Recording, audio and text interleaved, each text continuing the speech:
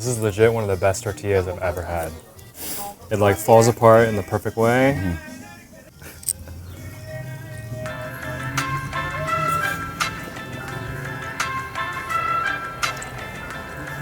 Wow. I can't stop smiling. Oh my god.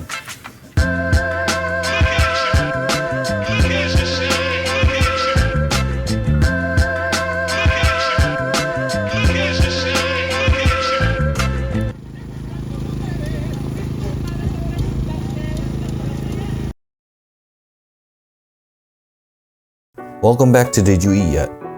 This is the final part of our Oakland taco tour, where we take you into Deep East Oakland. Growing up in the Bay, I've been to the Coliseum countless times, for the Warriors, A's, or Raiders games back in the day. Outside of that, I never really went east of High Street too often. It was just an area that I was told to stay out of. It honestly wasn't till more recently when I really started digging deep for taco spots where I was coming to these parts.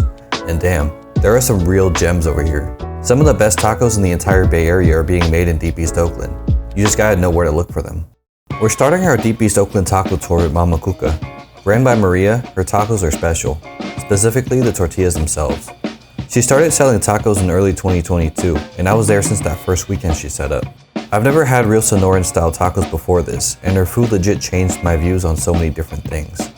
I used to be team corn tortillas only before I had her tortillas.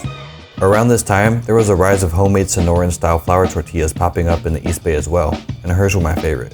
Her menu isn't huge, and she specializes in a few different things. My favorite is the takoyaki, which is a pretty huge taco, filled with a grilled pepper, smoky carne asada, cheese, guac, and all the toppings. It's one of my favorite tacos of all time, and it's really filling. I've also had much simpler items from her as well, like just getting a bean and cheese, or their regular tacos, which really highlights how damn good these tortillas are. The rest of the food I've tried on her menu have been great too. This was also the first time I've ever had agua de cebada, a drink made with barley, similar to horchata, but even better in my opinion. I'm a regular here, and I hope she gets the recognition she deserves in the taco scene in the Bay.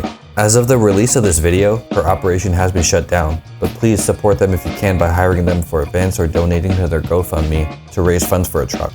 These are some of my favorite tacos I've ever had, and Maria deserves the fair chance to share her food with the entire Bay Area.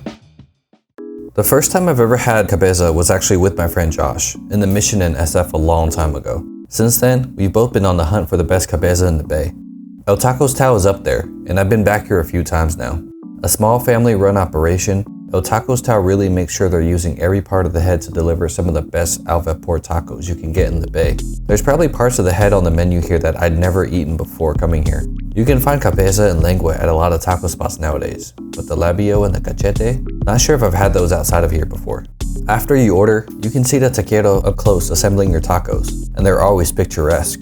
We tried pretty much everything on the menu, and all the tacos are delicious. Each different head meat has its own subtleties, and in flavors and taste, and I highly recommend you come in yourself and figure out your own preferences. Oh, yeah. The family is super nice, and as a Chinese kid, they were hella helpful in describing what some of the meats were to me since I don't know Spanish that well. Labio is lips and cachete is cheek. If you're in the mood for some great cabeza and lengua, or want to try some other great tacos too, make a stop here at El Tacostao.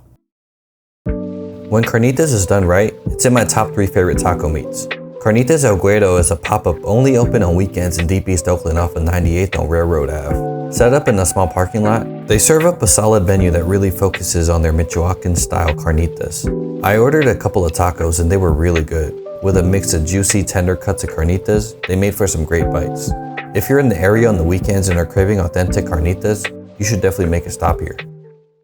Over the last couple of years, a number of really popular Tijuana-style taco spots all opened up in Deep East Oakland. First, I'm going to talk about Mi Reynita. I found Mi Reynita through IG when they followed my taco page early last year. Tijuana-style tacos are probably my favorite type of tacos, and Mi Reynita popped up at the perfect time as one of the first ones in Oakland to do it, and do it well. When I first hit up Mi Reynita, they were in a small parking lot on International with barely any wait times. Since then, they've blown up and opened up another location in the East Bay, and damn, it's gotten hella popular. The lines are crazy now. You gotta go right when they open if you want to avoid waiting over 40 minutes in line. With their tacos, you get some really good meats on top of some fresh corn tortillas. Their cabeza is really damn good, probably some of my favorite cabeza in town. Their al pastor, which can be kinda hit or miss depending on how far into the Trampo you're at, is always pretty solid. Their carne asada is always my go-to here though, and is seasoned perfectly. Smoky, grilled on the charcoal, and just doesn't miss. The salsas are all pretty good too, and their agua frescas are all hella good. Over the last year and a half, Mi Reynita has been my regular spot for tacos, especially since they have the San Lorenzo location now, really close to me in the East Bay. If you're craving some really great TJ style tacos, Mi Reynita is always a good option. La Parrilla Loca is set up right off of 98th and San Leandro, with a pretty standard TJ menu of tacos, burritos, mulitas, and so much more. They have some really good carne asada and al pastor, all smoky and super flavorful. La Parrilla Loca was the first TJ style taco spot I got to try in Oakland over the last couple of years, and it quickly rose into my favorite since my first visit. The first time I hit up La Parrilla Loca was a few days before I flew to Mexico for a week, and I'll confidently say they hold up to the tacos over there. The food here is consistently good, and definitely deserves the hype it's gotten with its long lines from social media over the last year. My family was able to secure them for a private party last year too, and the setup in the yard was awesome, and they made them all great tacos. Easily some of the best tacos you can find in Oakland. Try to get here early to avoid the lines.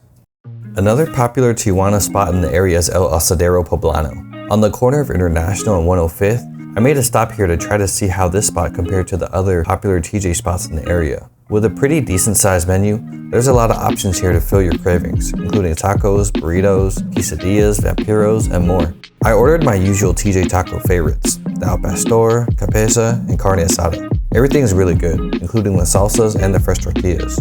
The lines weren't as long either, so if you're in the mood for some Tijuana style tacos, El Asadero Poblano is another option in the area. This concludes my 4-part Oakland taco tour, and I really hope you all enjoyed this Chinese kid exploring some of the best Mexican food in the town. If you've missed my previous taco tour videos, I've also highlighted some of the best taco spots in the Fruitvale area, the High Street and International areas, and areas west of the lake as well.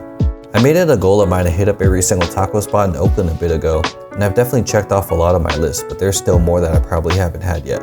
This also concludes the first collection of Did You Eat Yet, which followed the theme of where I'm from and highlighted where I was born and raised, Oakland, California, and some of my background as a first-generation Chinese American kid. I hope I did an adequate job of telling different stories from my perspective with my upbringing and growing up in the Bay, and sharing all of the different experiences I've had with the time I spent in Oakland. Even though this concludes Collection 1, this won't be the end of the episodes about my Hoisan upbringing and growing up and living in the Bay Area. I'm gonna drop another video next week to share more about what Collection 1 meant to me, extra unseen footage, the first official merch release, and what I have planned in the future for Collection 2 and beyond.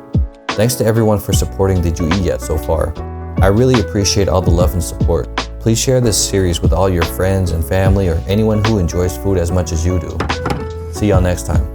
Peace.